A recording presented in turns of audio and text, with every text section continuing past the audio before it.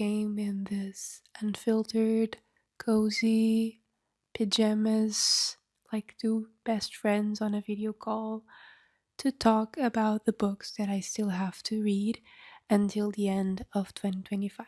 I have my goal of 20 books to read, and I have here 10, so it would be half my goal. I am not finished with my goal, so probably I wouldn't be finished with these books even if I wanted to.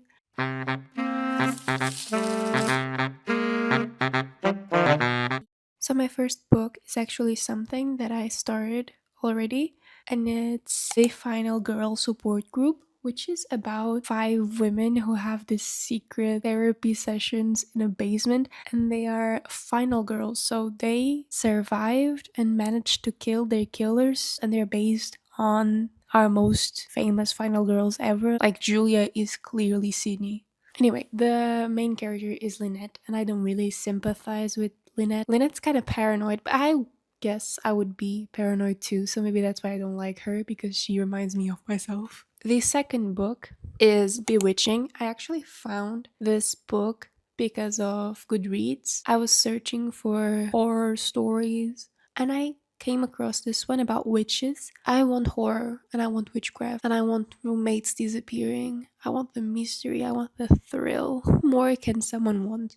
The third book that I have is Ash Princess. Okay, so Ash Princess is a delicate subject for me because I don't love the idea of reading that book. I have to finish Ash Princess. I'm about halfway through, and I need to finish it before the end of the year. But I think my taste changed a bit.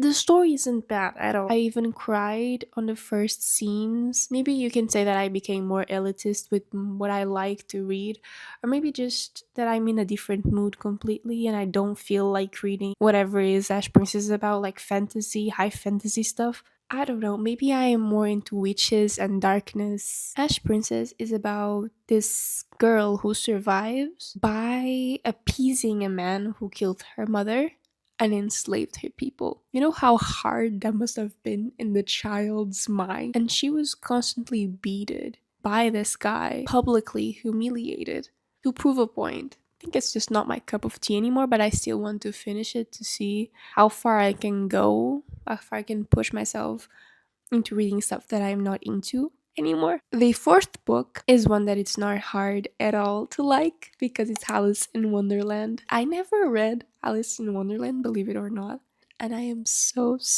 excited to start. But still, I have to take my time. I want to still enjoy reading, and I just don't want to force anything or rush me into doing something. Alice in Wonderland was always so important to me, be it like the animation movie or the live action. And I heard that the book has this connection to linguistics, and he plays with the words so well that makes someone really want to read more and to find out more.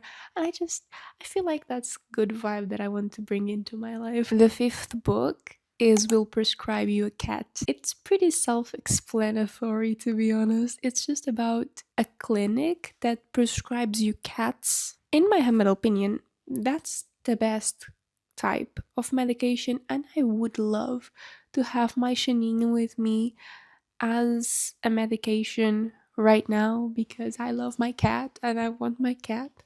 The next book is Green Glass House.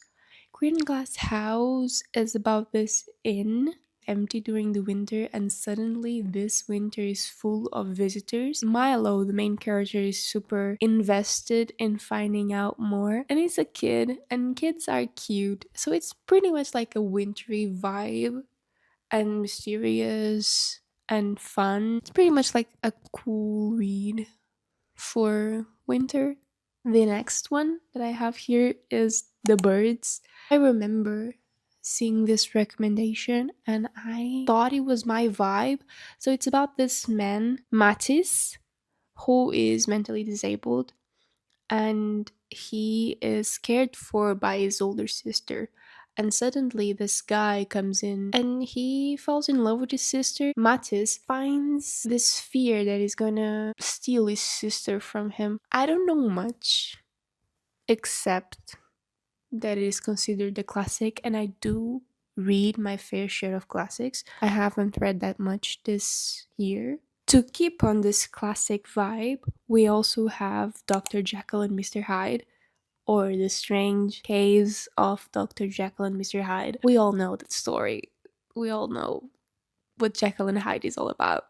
But I never had the opportunity to read this gothic story about personality, morals, and the nature of good and evil in high school or university. I will now because I recently, and when I mean recently, like yesterday, I finished The Society for Soulless Girls, and it was allegedly a sapphic enemies to lovers retelling of Jekyll and Hyde. And so I need to read the original to see if it was really a great retelling or just like some stupid to run away from like classics and good literature. We go straight to the romance. I am still my gothic dark self, even if I read Bride. And most people will be really offended by what I say, but I don't find most of these books good literature. They're good, it's not good literature. And I might even find this like one of my favorite books in the world. I would still find that it's inferior to some other works that I've read. I enjoy romance from time to time, especially Marriage of Convenience, which so happens to be one of my favorite tropes, and the one in this book. It's the vampire and werewolf part that kind of throws me off just a tiny bit, but I promise I will try and I'll come around somehow. Maybe not. And the final book that I want to read, my 10 to the end, is one book that I'm almost finished, and I know for certain that I will finish. So we end like this. We end with a banger because this one I know I will read. It's A House at the Bottom of the Lake. And shocking, it's about the house at the bottom of the lake. I didn't stop reading this book because I felt trapped or because I didn't want to finish or because it was horrible, it was bad. No, it was just, I was kind of tired of reading and I just wanted a break. So I stopped mid reading. I just came back to it a few days ago and I was like, yeah, this is kind of cool. It's about two teenagers who find, well, a house at the bottom of the lake and they find love within them as well. It's so pretty, it's cute.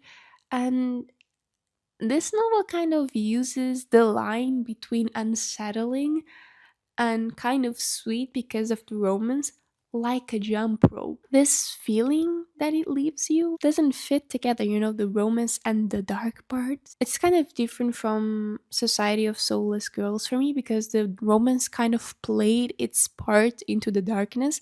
This one, it does, but in a different way. Like the romance shouldn't be in there in the first place, but the point is that it's so inside the novel that it kind of has to. I don't know how to explain this without sounding crazy. It's kind of a paradox about how the house plays into their lives and how the house is their relationship. Maybe in my interpretation, maybe just like me going crazy with things. I really do like these books and I really want to finish them. And let me know your list for your 10 books to read until the end. Bye! I didn't say hello. Bye bye. I can say goodbye though.